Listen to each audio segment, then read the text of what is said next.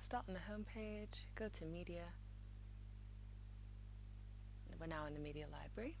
On the left you can see all of our folders that we've set up using our plugin called Filebird. The plugin allows you to make folders for the images that you have in the back end of your website. So price list, I've already added 3 images, etc, etc. Let's go to new folder. As you can see, because I was already in one, it's created a subfolder, so cancel that. I just want to click away and click into all files, add a new folder. There we go. So now I can start typing what I want, products for the shop maybe, or product categories for the category icons. So click new, select the images I want. So I'm gonna, as you can see, there's nothing in there at the minute. Let's go back to all images, and I want to select all the category icons.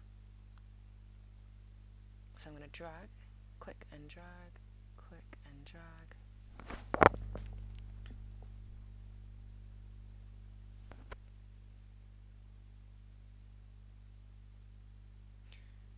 I'm just clicking in to see if there's a way to select multiple images. There definitely is. I think it's to do with right clicking, but at the minute, just to show you how to do it, you can just click and drag any image you want into the folder.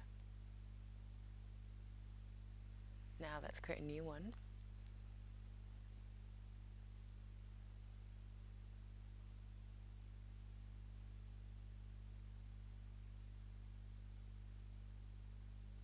And we're going to do a subcategory folder. And this would be for our shop.